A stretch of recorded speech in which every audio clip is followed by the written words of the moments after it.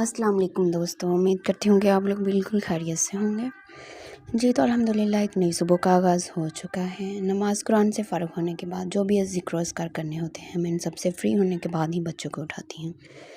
ज़िक्र अज़कार से मुराद यहाँ तस्बीहात हैं, जो भी तस्बीहात करनी होती हैं या कोई भी वज़ीफ़ा। फ़िलहाल इन दिनों में मैंने इस टाइम कोई वज़ीफ़ा नहीं स्टार्ट किया हुआ। हाँ, इशा के बाद मैं ज़रूर कर रही हूँ एक वज़ीफ़ा। ये आपको लास्ट ईयर रमज़ान का कैलेंडर नज़र आ रहा है। मैंने अभी तक इसको नहीं उतारा और इसकी जगह नया कैलेंडर आएगा तो ही फिर इसको उतार के वो लगा देंगे। 6:25 का टाइम हो चुका है और इस वक्त घर में बिल्कुल सुकून होता है। बच्चे सो रहे होते हैं तो ज़िक्र करने में भी मज़ा आता है। आप तिलावत ऊंची आवाज़ में अपनी आवाज़ में करें तो वो बहुत ही अच्छा है। और फिर कोई भी तस्बीह आपने करनी होती है तो वो भी जल्दी से हो जाती है, क्योंकि किसी किस्म का कोई भी शोर शराबा नहीं हो रहा होता। तो उसके बाद मैं किचन में आ जाती हूँ, बच्चों को मैं उठा आई हूँ, तो दूसरा को सपारा पढ़ाना है वो भी साथ साथ पढ़ाऊँगी। तबीयत भी कुछ बेहतर है और ये जो इन्फेक्शन है ये तो मेरा पक्का दोस्त बन गया है। मैंने तो इसे जान छुड़ाने की बहुत कोशिश की है, लेकिन ये मेरी जान नहीं छोड़ रहा। इसने मेरे बच्चों से, मेरे घर से और मेरे से दोस्ती पक्की कर ली है। काफ़ी मेडिसिन खाने के बाद गले को अल्हम्दुलिल्लाह अब कुछ सुकून है, कुछ आवाज़ निकल रही है। वरना 4 दिन से मैं ना कोई वीडियो अपलोड कर सकी, क्योंकि कोई भी वॉइस ओवर उस पे नहीं कर सकती थी। आवाज़ इतनी ज़्यादा बैठी हुई थी कि बोलना जो था वो मेरे लिए मुश्किल था और बच्चे भी काफ़ी ज़्यादा बीमार थे। तो बस फिर मैंने 4 दिन खूब छुट्टी की, रेस्ट किया और मौजें मारी। मौसम भी चेंज हो चुका है। 2-3 दिन बाद आज धूप निकल ही आई है। बहुत ज़्यादा तेज़ और ठंडी हवा जो थी वो अब नहीं है। धूप में बैठने का भी आज काफ़ी मज़ा आ रहा था। अच्छी लग रही थी धूप, मज़े की लग रही थी। और अगर ख़ास तौर पर बारिश के बाद धूप निकले तो और भी अच्छी लगती है। यूसरा को भी बहुत ज़्यादा खांसी और बुख़ार था, लेकिन वो इन खांसी और बुख़ार के साथ ही स्कूल जाती रही है। और कभी तो उसको मैं स्कूल से जल्दी ले आती थी, लेकिन कभी वो फुल डे ही स्कूल में गुज़ार के आती थी। तो अब वो भी कुछ बेहतर है, लेकिन इन दोनों की अभी खांसी फ़िलहाल है। वो तो फिर वक्त के साथ ही जाएगी। बच्चे बीमारी में बहुत ज़्यादा तंग करते हैं, क्योंकि जब वो कुछ खाते पीते नहीं हैं तो फिर माँओं को बहुत ज़्यादा टेंशन हो जाती है बड़ों की निस्बत। चलो, बड़े तो समझदार होते हैं, उनको तो समझ होती है कि मेडिसिन खाएंगे तो ही ठीक होंगे। बच्चे बीमार हो के मज़ीद चिड़चिड़े भी हो जाते हैं। जब हम उनको रोकते हैं कि ये नहीं खाना, वो नहीं खाना, तो वो मज़ीद परेशान होते हैं और माँ बाप को भी मज़ीद परेशान करते हैं।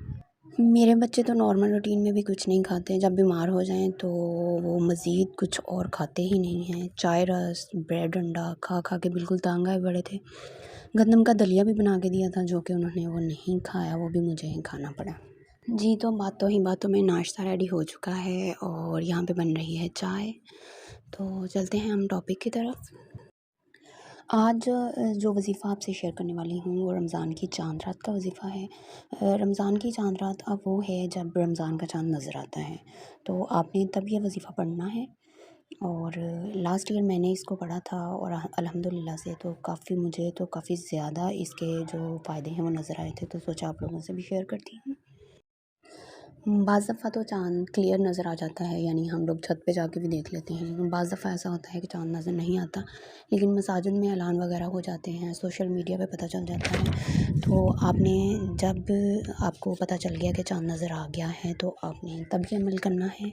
ये कोई मेहनत तलब काम नहीं है, सिर्फ़ इसको 15 से 20 मिनट लगेंगे।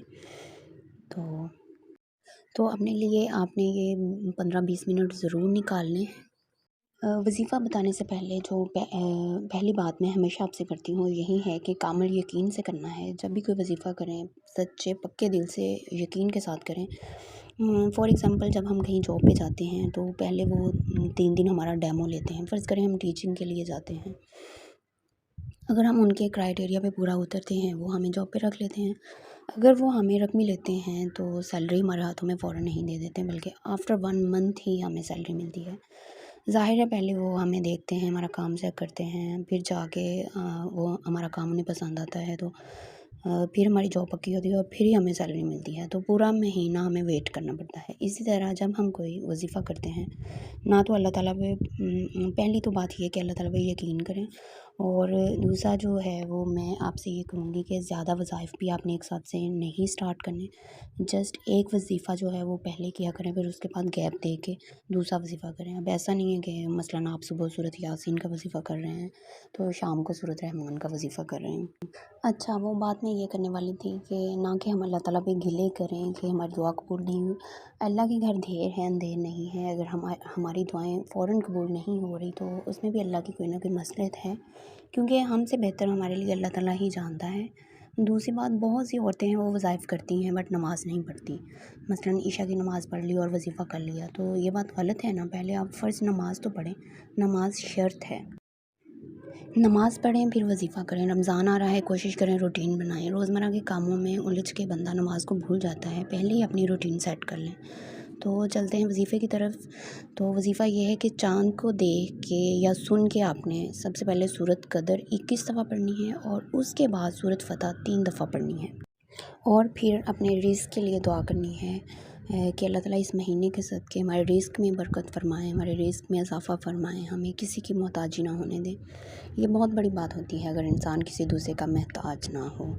बाकी ये है कि अल्लाह ताला वसीला बनाने वाला है, रमज़ान आने वाला है, इस महीने के सदक़े अल्लाह सब पर करम करें और सबकी मुश्किलात आसान करें। अपने साथ साथ दूसरों को भी याद रखना है, ख़ास कर ज़रूरतमंद जो हैं उनका ख़्याल रखना है। आपने शुरू रमज़ान में ही ये काम करना है कि सदका निकालना है। रमज़ान में एक बॉक्स बना लें, आप डेली उसमें 10, 20, 30, 50 जितनी आपकी जेब इजाज़त देती है सदका डालें।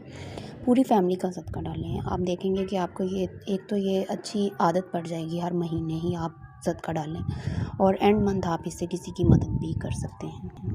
तो फिर इसी तरह एंड रमज़ान आप इस बॉक्स को खोलें। अगर आप इसमें मज़ीद और पैसे डालना चाहते हैं तो आप वो भी इसमें ऐड कर सकते हैं और आप किसी ज़रूरतमंद को दे सकते हैं, उनको कपड़े लेके दे सकते हैं या फिर उनको राशन लेके दे सकते हैं। आप वैसे उनको पैसे देना चाहें तो पैसे भी दे सकते हैं। तो अल्लाह ताला बहुत ज़्यादा खुश होंगे। तो आपने इन छोटी-छोटी बातों को ज़रूर याद रखना है और ये जो वज़ीफ़ा मैंने बताया है वो भी आपने पढ़ना है। इंशाअल्लाह आपको इससे पूरा फ़ायदा होगा और आप जो हैं अपने रिज़्क़ के लिए दुआ करें, अल्लाह ताला आपके रिज़्क़ में इज़ाफ़ा फ़रमाएँगे। जी, तो यही थी मेरी आज की वीडियो अच्छी लगी हो तो एक लाइक ज़रूर कीजिएगा। चैनल पे नए हैं तो जल्दी से सब्सक्राइब कर लें। तो मैं मिलती हूँ आपसे नेक्स्ट वीडियो में। मुझे दीजिए इजाज़त। अपना ख़्याल रखिएगा, दुआ में याद रखिएगा। अल्लाह हाफ़िज़।